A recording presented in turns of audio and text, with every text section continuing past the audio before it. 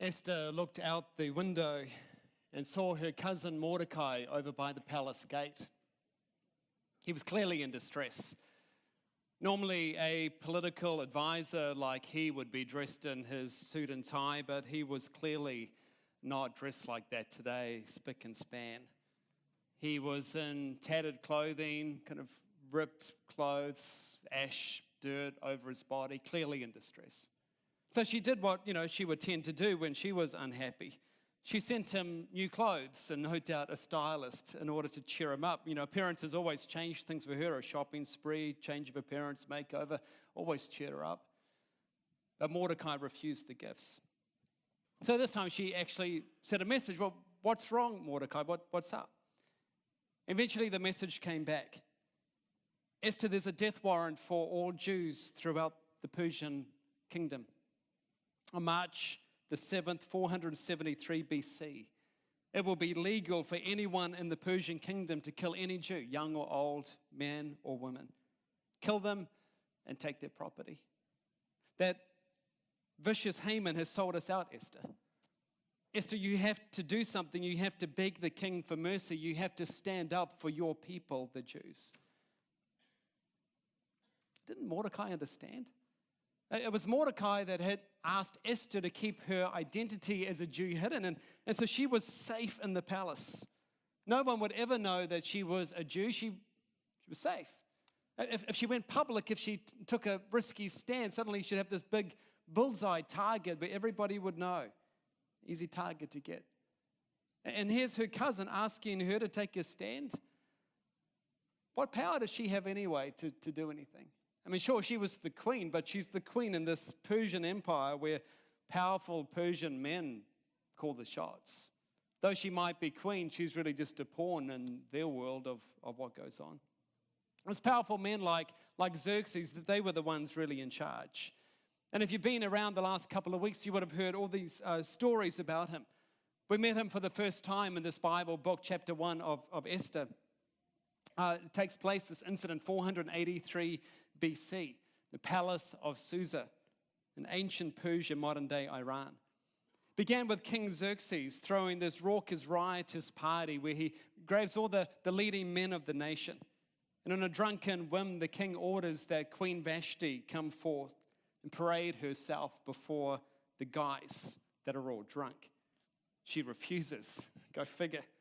And so it causes all the Persian men in the kingdom to go, well, what if all the Persian women in the kingdom follow the queen's example, defy all male orders and demands?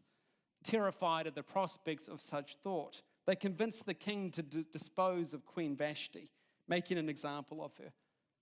Soon after, the king gets lonely, and he's not just lonely, but he's also hurting.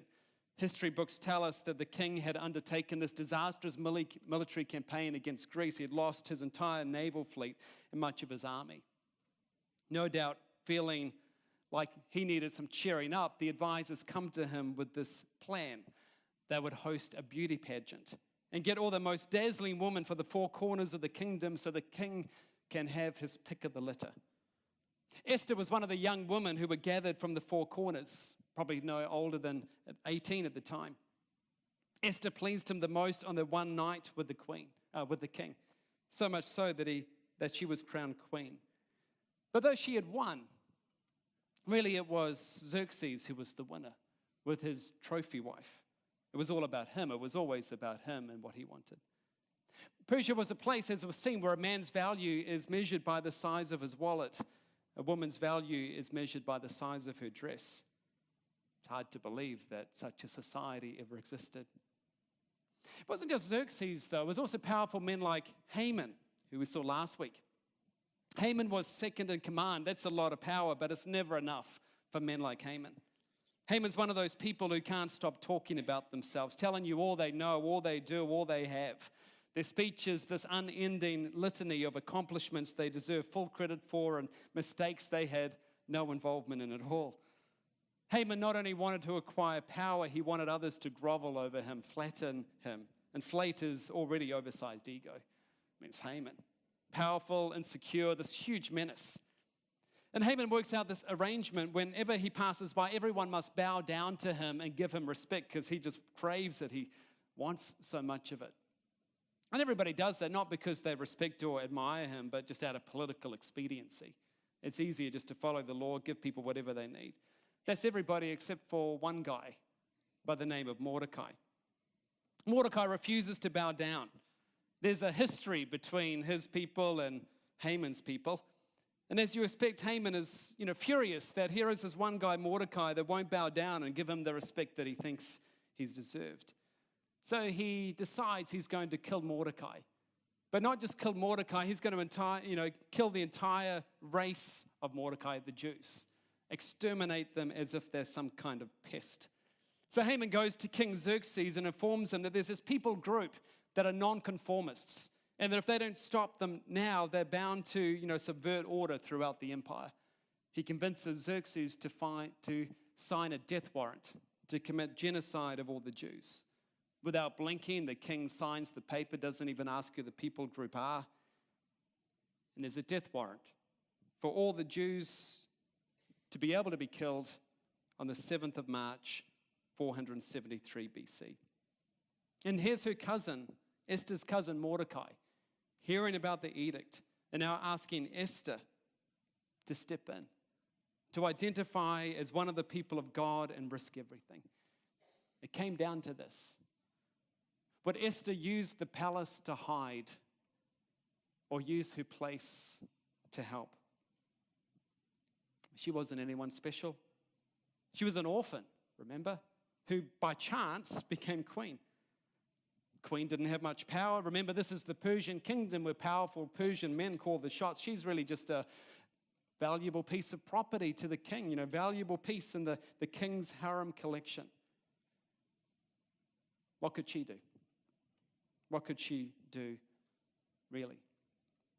Ever been there before? You sit at the table, maybe in the church cafe after the service, and you start to think about what's going on in the world. Because things aren't right in our world or in our city or in our jobs, are they? Perhaps you've heard about poverty. Maybe you were here at the seminar on Wednesday night when Karen was talking about poverty, even in New Zealand, and stories of real hardship. And you sit back and you go, what can you do? What can you do really? Or you sit back and you talk about ISIS and you wonder what's going to happen. You talk about policy decisions like the new definition of marriage or the euthanasia bill, or you talk about issues facing your workplace or your neighbors who are next door, or issues throughout our city, and you talk about society and how society is always just like a move or two away from placing us in this losing checkmate position. And you look at yourself and you look at each other around the cafe table in the church cafe and you go, well, what can we really do about it? Perhaps you've tried to help in the past, but you've suddenly hit a wall when you realize that it was just messy, plain messy, and just took so much time, so much resource. It was just too hard. And from time to time, you hear a challenge about how God has placed us in this world with this mission of renewing people and renewing places, and to see your job and your homes and your context and your neighborhood and your city and wherever you are as a place we're meant to serve. But you're not the hero type. I mean, others might be. But you're in this secular job. You're in this messy situation. You've got a past. What if that's how Esther felt? She was no hero. She wasn't a pastor, wasn't a prophet, wasn't a priest. She didn't have any qualifications. The people in the Persian court simply saw her as the king's Barbie doll, defined solely by her good looks and the various ways she could please the king. For Esther, this was a decision before her. It was a decision that was very much about identity. Would she blend into the Persian kingdom and the palace, or would she identify herself with the people of God? As we've seen so far in this book, Esther identifies or faces this identity crisis. The first week of the series, I mentioned that she has two names. It wasn't uncommon at this time for the people in exile to have a Hebrew name and a Babylonian or Persian name. You might remember people like Daniel and his friends Shadrach, Meshach, and Abednego. And you might realize that they had a Hebrew name and then also a Babylonian or Persian name. Esther's Hebrew name is Hadassah. It means something like myrtle. It talks about her sweetness, her fragrance, maybe her desire to do something good. But then there was her Babylonian name. which is from the Babylonian goddess Ishtar, goddess of love and war. Certainly portrays her very well in this book. Certainly that's what the Persian court saw her as, this love goddess, the way to please the king, this real-life Barbie doll, doing everything that men wanted her to do. And throughout the book so far, she is completely compliant to the wishes and whims of every man in her life. She was a Jew, but had kept it hidden that she was one of the people of God these past 5 years. She's lived like everyone else and ensured that she fitted in.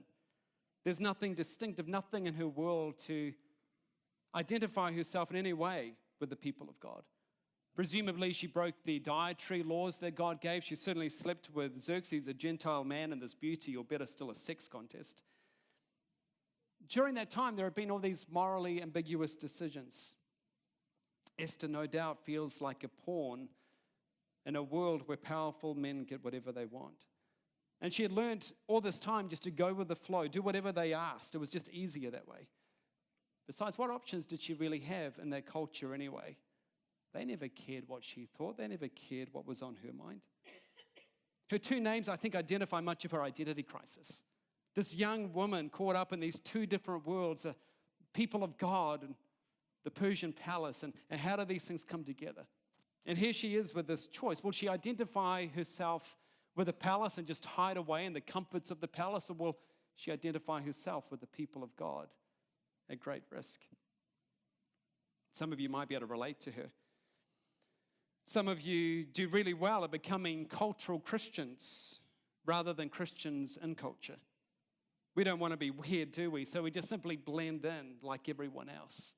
We do anything, we say anything, we go anywhere just like everyone else does. And no one would even know that we are followers of Jesus. And even if they did, probably wouldn't mean anything to them because it doesn't seem to mean a whole lot to us. Perhaps you find yourself a lot like Esther. You find yourself in situations that you have never planned for, never thought you would be where you are. At times you find it hard to identify what's right and wrong. There's fuzzy lines between what you're responsible for and what's forced upon you. It's hard to know who you are as a follower of Jesus in your workplace, in your relationships, in your society. You have a lot in common with Esther. This decision before her was a decision that very much involved identity, but it's also a decision that involved risk and courage. There was a whole lot to lose for Esther in this decision.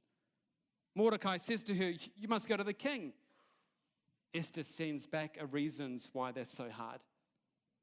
All the king's officials and even the people in the provinces know, in other words, Mordecai, surely you know this as well, that anyone who appears before the king in his inner court without being invited is doomed to die unless the king holds out his gold scepter. The king has not called for me to come to him for the last 30 days.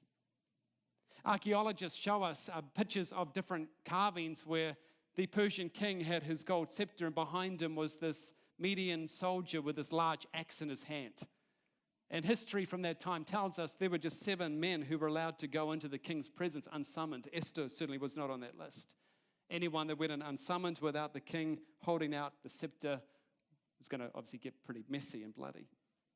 The Persian king, the Persian court, wasn't a safe place for anyone to roam in unpredictably.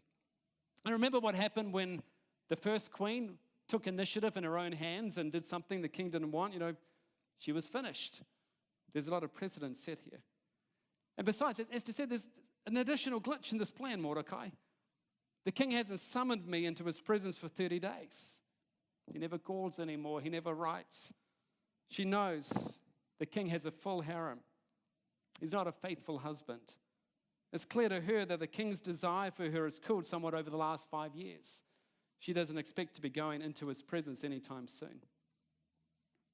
And if the king's passion has cooled toward her, moved on to someone else, perhaps she too is expedient too. She's got good reason here to be afraid, doesn't she? And then even if the king holds out his golden scepter, he might not be so happy to hear a message, "Hey, Xerxes, I don't like the way you're doing your job." We've got examples from these last couple of weeks of what happens when Xerxes gets annoyed. Remember, she's got no word from God, There's no prophet around to tell her what to do. She's got no scriptures to, claim for her personal safety in this situation. Remember, God is silent in this book. That's the way the people of the time saw God's activity in the world. On top of all this, you have to understand, for Esther, she's been hardly anything more than this pretty Barbie doll. That's how everyone's seen her. To have the weight of an entire people on her shoulders, for her to engineer their salvation, so far her path has been one of less resistance. Nobody has ever expected Esther to take this kind of stand. Remember when Mordecai was in mourning, she responds by sending fresh clothes. That's been her world. Just change the appearance, make people happy. It's how it works in the palace. That's been the only role expected of women. Now she's asked to do something else. And it seems so beyond her. Mordecai shoots words back and stresses the absolute weightiness of this matter. Who knows? Who knows that perhaps you were made queen for such a time as this? Esther, perhaps you were given your beauty. Perhaps you were rallied up from the four corners of the kingdom. Perhaps you won that beauty pageant. Perhaps you were made queen and it had nothing to do with you. Actually, you've been placed here in this position for such a time as this. Will you use the palace to hide? Or will you use your place to help? It's a big decision, isn't it? It's equally a big decision when it's a question in front of you and me in our place where we find ourselves. If you were here a couple of weeks ago, some of you had chess pieces you went away with. Many of you had random chess pieces. Might have been a pawn, it might have been a knight or a rook or a queen. Reminding us, a little verse there, the same verse. Who knows if perhaps you were placed where you are for such a time as this? That your work, that your home, that your place in society, your messy situation, wherever you are, these random places where we are, might actually be God placing you in a particular context for such a time as this. Will you use your place to hide or help? There's much to lose when you step into that one. You stand up for truth and you're seen as an old fossil. You hold on to some ethic and you lose that promotion. You give generously, 10, 20% of your income, and you suddenly realize what you could do with that income for yourself. You hold up some standard and you lose out on the relationship. You strive to help in some way, get some education, prepare for being in that place where you can make a significant impact, but it costs so much time, so much money. You volunteer, but it takes away from other things that you could do for yourself. We all need more time, self-time. These are decisions we face about identity, decisions that involve risk and courage. When faced with the choice before Esther, Esther's choice is to use the palace, not to hide, but to use her place to help. That one decision radically changes Esther. From what we see of her in the beginning of the book to what we see of her from this point on in the story, she radically changes. Picks up right at the very beginning as she starts to command Mordecai, and she assumes the leadership role of what to do. She picks up the mantle. We read here, go gather, she says to Mordecai, go gather all the Jews who are in Susa and fast for me. Do not eat or drink for 3 days, night and day, and I too with my maids will fast in this way. They ready themselves, they plan. Esther is determined to work her way through this crisis. She beautifies herself, she dresses in her royal robes, she's claiming her place. This is princess power. She comes to the inner court waiting for the king. And every moment from here is this heart-pounding, nerve-wracking suspense in the story. Imagine what's going through her mind. Is it life or death? The king sees Esther. He reaches out his scepter, the indication of royal favor. She's got another day at least of her life. So far, she lives for another day. Xerxes says to her, what is it, Queen Esther? What is your request? I will give it to you even if it's half the kingdom. Now, it might be tempting at this point for Esther just to blurt out, well, I'd like you to revoke the unalterable law of the Medes and Persians, spare my people, and put down your chief of staff. But Esther knows that this is the king's talk of saying, I'm in a good mood today. It's not something to be taken literally. It's more on the kind of king talk for, would you like to hold the remote control tonight? So knowing how much Xerxes likes to party, she says to Xerxes, honey, I'm holding a banquet tonight. I'd be honored if you and your chief of staff, Haman, could come along. And she's savvy. You go, girl. Not one to turn down the party. The king, always likes having a good time. So at the banquet, he asked Esther a second time, Esther, what do you want? Even up to half my kingdom is yours. Esther replies, this is my request and deepest wish. I found favor with the king. If it pleases the king to grant my request and do what I ask, please come with Haman tomorrow to the banquet I will prepare for you. Then I'll explain what the situation is all about. She's slowly warming him to the situation. Another banquet, day 2. Present in the room the next day are still Xerxes, who we know can be nice one moment and yet in a blink just turn rash and turn against the person. We know also Haman is present, the one who committed this whole genocide death notice in the first place. Esther's bold.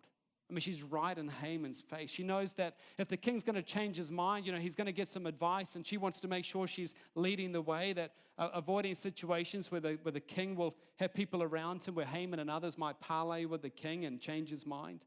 She needs to get some momentum here and sweeping the kingdom away from this wishy-washy monarchy into action.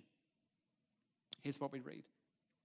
On the second occasion, while they were drinking wine, the king again said to Esther, tell me what you want, Queen Esther. What is your request? I will give it to you, even if it's up to half the kingdom. Queen Esther replied, if I found favor with the king, if it pleases the king to grant my request, I ask that my life and the lives of my people will be spared. For my people and I have been sold to those who would kill, slaughter, and annihilate us. If we had merely been sold as slaves, I could remain silent, for that would be too trivial a matter to warrant disturbing the king. She goes out of her way to ensure that Xerxes is never blamed for the death notice, even though obviously he was behind it. She knows that she must direct the king's attention outwardly. She doesn't mention Haman's name yet because it's just this nameless bully that's against her. The king responds in rage. Who would do such a thing? King Xerxes demanded. Who would be so presumptuous as to touch you? Apparently the death edict had made such a little impression on the king that Esther's quotation of it doesn't even ring a bell. She has the king where she wants him. He's angry at the very idea that someone would do such a thing to his queen and her people. Esther replies, the wicked Haman is our adversary and our enemy. Haman grew pale with fright before the king and queen. And the king jumped to his feet in a rage and went out into the palace garden. The king is now spun into a quandary, drives himself into the garden just to get some air and to think. Can he really punish Haman for a plot that he himself was involved in? Won't he have to admit that he was in on this too? Haman knows Xerxes well enough that the king will never make decisions just by himself. He always needs some reason, some advice around him. So he thinks, well, maybe I can coerce the queen to change her mind. Maybe something can happen. But you see, harem protocol said that no male was allowed in the room when the king left.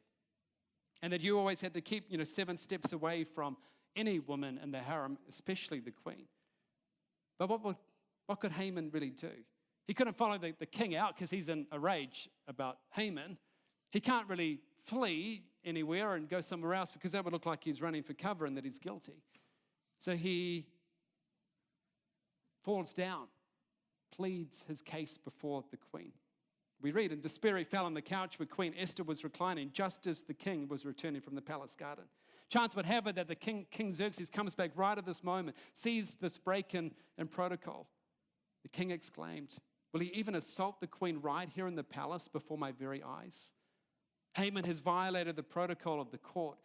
Obviously, Haman was not trying to do anything to the queen, but it's an excuse for Xerxes to finish him off.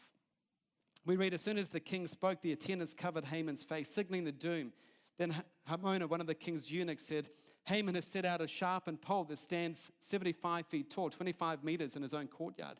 He intends to use it to impale Mordecai, the man who saved the king from assassination. Then impale Haman on it, the king ordered.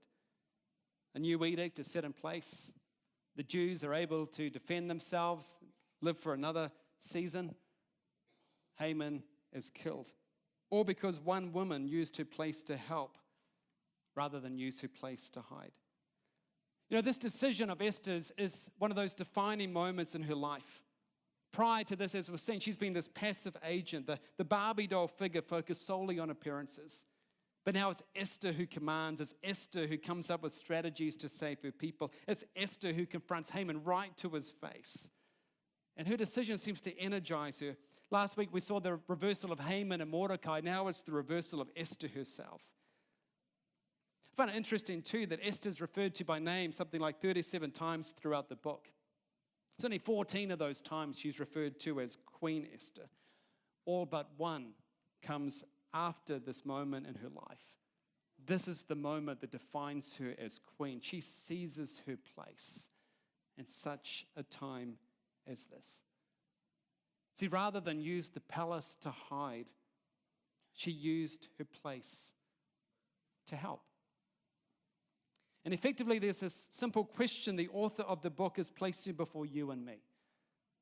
Will you use your palace to hide, or will you use your place to help?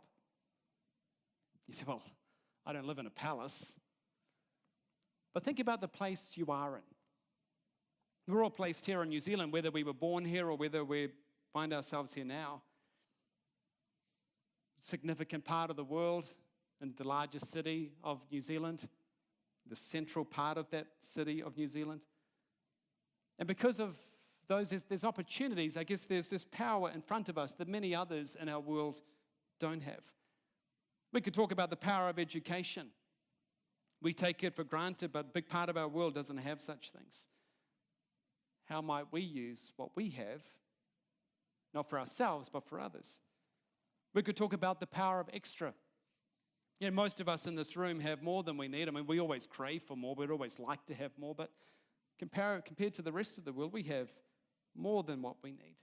We have choices of what we can buy, what we eat, what we do. We can talk about the influence, the position that we have as parents, as managers, as citizens, as teachers, and whatever job we have. Sure, some of us are positioned more in other places with maybe more power than others, but all of us have some influence, some power. We're all placed on the board with different responsibilities. And what if God has placed you right where you are for such a time as this?